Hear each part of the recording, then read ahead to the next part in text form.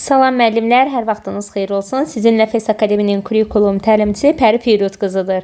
Bu günlərim sizlərə təkrar sertifikasiya mərhələsinə gedən müəllimlərə dəstək məqsədi ilə suallar hazırlamışam və həmin sualları sizlərə təqdim edəcəyəm. Gəlin birinci suala baxaq. Şəkilə bax. Rəssamın ötürmək istədiyi emosiyaları əks etdirən mətn qur. Tapşırıq Bloom'un idrak taksonomiyasının hansı mərhələsinə uyğundur? Baxın müəllimlər, bizə ilk öncə burada verir ki, şəkilə bax. Hər hansı bir şəkil təsəvvür edin.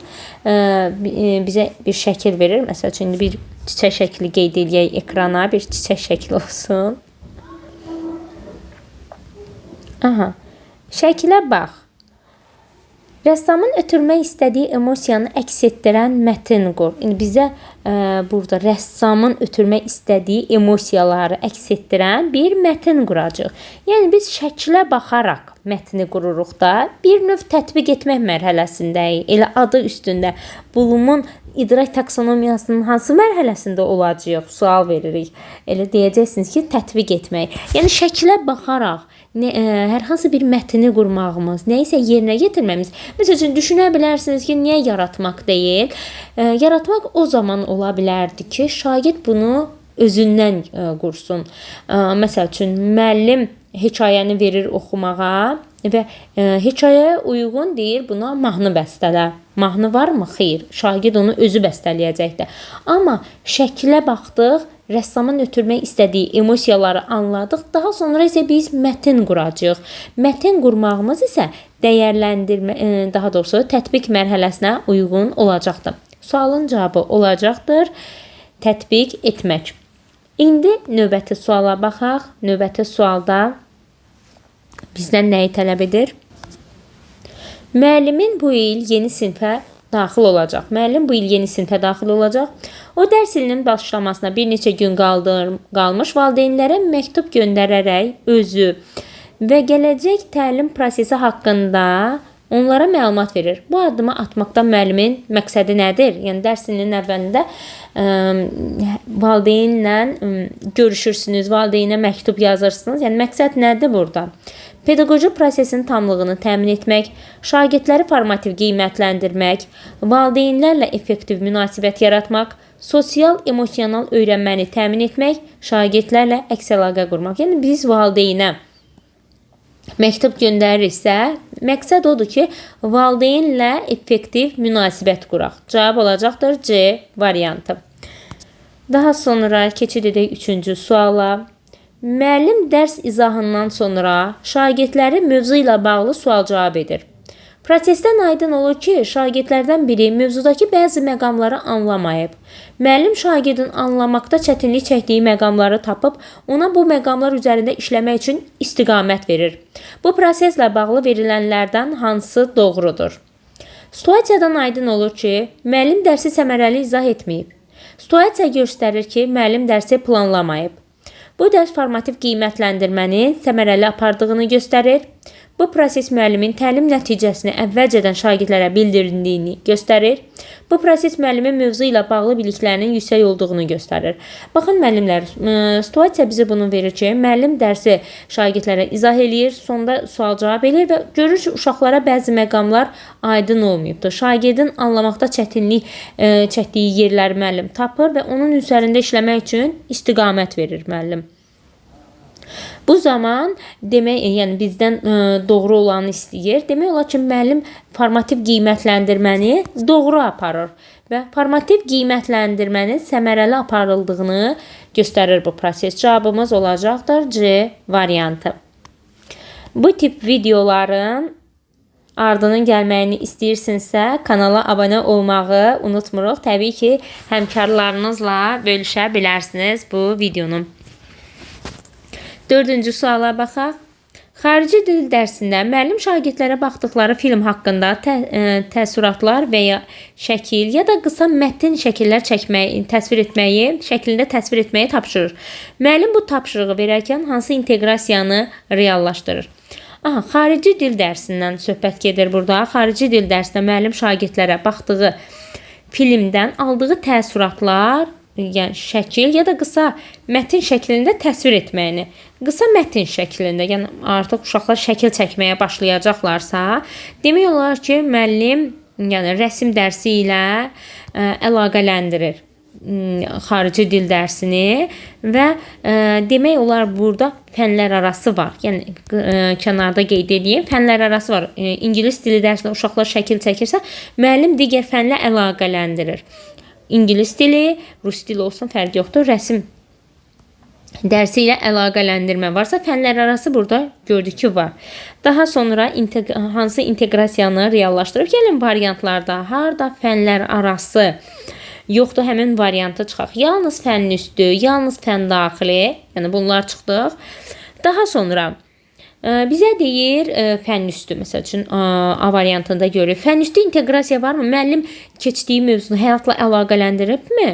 Xeyr, deyəcəksiniz ki, yox. Burada fənn üstü inteqrasiya yoxdur. Fənn üstü inteqrasiya olmadığına görə variantlardan fənn üstünü də çıxdıq.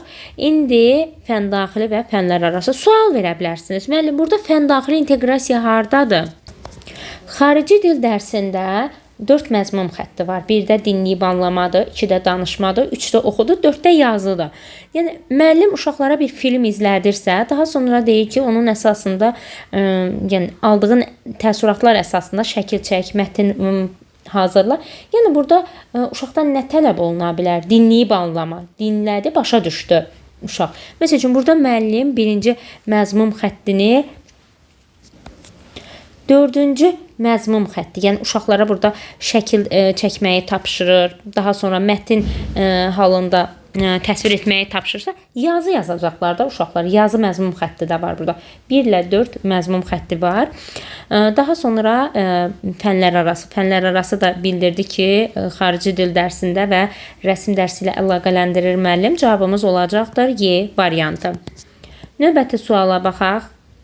Növbəti 5-ci sualımız. Situasiya verir bizə və situasiyada bizə bildirir ki, qrup işi zamanı iki şagird arasında anlaşılmazlıq yaranır. Müəllim bunun səbəbini soruşanda şagirdlərdən biri bildirir ki, şagird onun sözünü kəsir, fikrini ifadə etməyə imkan vermir. Digəri isə bildirir ki, sinif yoldaşı onun fikirlərinə hörmətlə yanaşmır. Bu da onu motivasiyadan salır.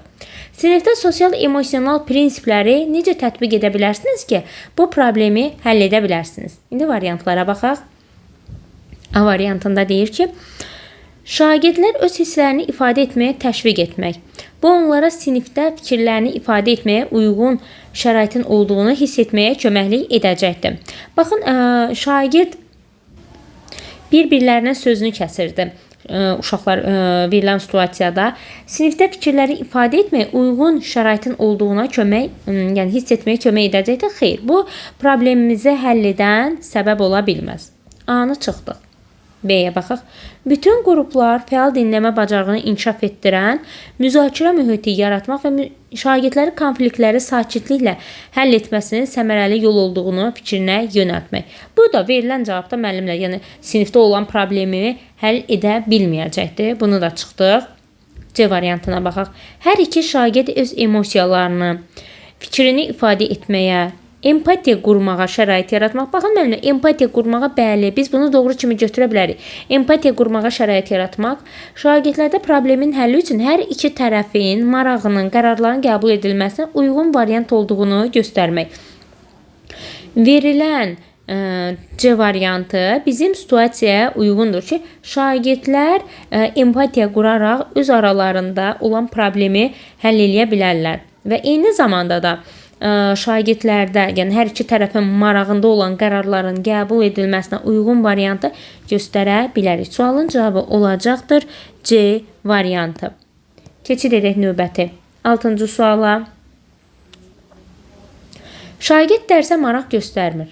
Tapşırıqları yarımçıq yerinə yetirir. Sinifdə intizamsızlıq edir. Müəllim müxtəlif fəaliyyətlərlə onu öyrənmə prosesinə cəlb etməyə çalışır. Bu situasiyada müəllimin istifadə etdiyi hansı strategiya yanlışdır? Bizdən yanlış olan strategiyanı istəyir.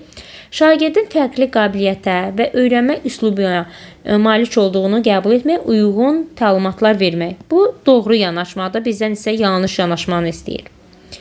B-yə baxaq. Şagird müxtəlif layihələrdə yoldaşı ilə əməkdaşlığa və birgə öyrənmə fəaliyyətinə təşviq etmək, bu da doğru yanaşmadır. Öyrənmə fəaliyyətini qurarkən yalnız şagirdin maraqlandıran mövzulara üstünlük vermək. Yəni ancaq bir uşağı biz nəzərə alsaq, amma digər şagirdlər kənarda qalmış olur axı. Bir uşağa görə biz ancaq dərsi pozan uşağa uyğun olaraq dərsi qursam, bəs digər şagirdlər, onları mən nəzərə almamış oluram. Yəni burada diferensiyanı pozmuş oluram. Yalnız şagirdin maraqlandıran mövzulara üstünlük verirsə, bu doğru yanaşma olmayacaqdır. Cavab olacaq C variantı. Növbəti suala baxaq. Otağa hansı ölçüdə və nə qədər divar kağızı vurmalıyıq ki, itki az olsun? Tapşırıq, Bloom'un idrak taksonomiyasının hansı mərhələsinə uyğundur? Baxın müəllimlər, bir otağı təsəvvür edin, yəni olduğunuz otaqda divar kağızı vurmalısınız və elə vurmalısınız ki, bunu, yəni çıxar olmasın da itkiniz az olsun. Bunu bilmək üçün təbii ki, biz otağın birinci sahəsini bilməliyik ki, yəni otağın sahəsi nə qədərdir? Və otağın sahəsinə uyğun olaraq biz mağazaya gedərək divar kağızı ala bilərik və bizdən burada nə tələb olunur? Otağın sahəsini hesablamaq. Tətbiq etməliyik bir növ müəllimlər. Əgər biz otağın sahəsini bilsək, divar kağızını da ona uyğun alacağıq ki, itki az olsun. Yəni nə çox az olsun, nə də ki çox artıq divar kağızı qalsın. Bu bizə lazım deyil. Yetəri qədər olması üçün otağın uyğun otağın sahəsini bilərək divar kağızını alsaq, bu bizə yetərli olar. Yəni tətbiq etmək mərhələsindədir. Uşaq bunun üçün otağın sahəsini hesablayacaq və tətbiq etmə mərhələsində olacaqdır. Cavabımız olacaqdır B variantı. Növbəti 8-ci suala baxaq. Hansı fikir yanlışdır deyir. Əks əlaqə həm formativ, həm də summativ fəaliyyətə aid ola bilər. Yanlış olanı istəyir, amma A variantı doğrudur. Əks əlaqə şagirdin bütün fəaliyyəti haqqında ətraflı, doğrudur bura qədər və ümumi məlumat verməlidir. Ümumi yox müəllimlər. Yəni spesifik məlumat verməlidir. Aydın şəkildə məlumat verməlidir. Spesifik olmalıdır da burada. Amma ümumi məlumat verməsi deməsi artıq bu yanlışdır. Elə bizdən də yanlış olanı istəyirdi. B variantını götürə bilərik. Verilən rəy ümumi olmalı deyil. Spesifik olmalıdır. Aydın olmalıdır şagirdə. Növbəti 9-cu suala baxaq. Şagirdin telefonuna kimliyi məlum olmayan nömrədən təhqiredici ismarışlar, şəkillər göndərərək ona bullying edilir. Valideyn bunu edənin sinif yoldaşının biri olduğunu iddia edir. Lakin bunu sübut etmək üçün əldə əsas yoxdur. Belə olan halda verilənlər arasında müəllimin atacağı hansı addım bullying edənin müəyyənləşdirməyə kömək edən effektiv üsuldur? Müəllim sinifdə əməkdaşlığa əsaslanan pozitiv və inklüziv mühit qura bilər. Müəllim bunu etməklə həmin şagirdin kim olduğunu üzə çıxarda bilməyəcəkdir. Yanlış yanaşmadır. Sinif iclasında şagirdin psixoloji durumunu müəyyənləşdirən esse yazdırmaq. Bəli, esse yazdırmaq ən effektiv yoldur ki, biz şagirdin, yəni bullying edənin kim olduğunu üzə çıxarda bilərik. Cavabımız olacaqdır, yəni esse yazdırmaq. Cavab olacaq 9-cu sualda B variantı. Daha sonra keçid edək 10-cu suala. 10-cu sualda. Telefon şirkətlərindən biri aylıq 10 manat ödəməklə danışığının bir dəqiqəsini qiymətini 3 qəpikdən hesablayır. Adi halda danışığın bir dəqiqəsini qiyməti 6 qəpik olur. Bir nəfər ay ərzində ən az neçə dəqiqə danışarsa, təklif sərfəli hesab edilə bilər. Fəaliyyətə əsasən müəllim inteqrasiyanın hansı növünü reallaşdırır? Baxın müəllimlər, yəni biz burada telefon danışığından söhbət gedir, amma müəllim bunu riyaziyyat dərsində apara bilər məsələn və müəllim bunu riyaziyyat dərsində apardığına görə başqa bir fən varmı burada? Xeyr, deyəcəksiniz ki, yoxdur. Yəni burada sadəcə hesablama var. Yəni riyaziyyata aid olan bir misaldır bu. Və müəllim riyaziyyat dərsində həyatla əlaqələndirir. Telefon danışığını hesablamamız burada müəllim həyatla əlaqələndirir. Məsələn, fənlər arası inteqrasiya yoxdursa, variantlarda harda fənlər arası var çıxar. Daha sonra fənn üstü inteqrasiya var. Fənn üstü inteqrasiyanı götürə bilərik. Amma fənn daxili inteqrasiya varmı burada? Məzmun xəttləri arasında əlaqə varmı? Xeyr, yoxdur. Fənn daxili inteqrasiyanı da götürə bilmərik. Cavabımız olacaqdır Y variantı. Yalnız fənn üstü müəllim riyaziyyat dərsini həyatla əlaqələndirilibdir. Cavab olacaqdır yalnız fənn üstü inteqrasiya. 10 sual hazırlamışdım, təqdim etdim sizlərə müəllimlər və sizə əgər bu tip videolar faydalı olursa, rəy bölməsində qeyd edin, kanala abunə olun, eyni zamanda da həmkarlarınızla bölüşməyi unutmayın. Sağ olun, salamat qalın.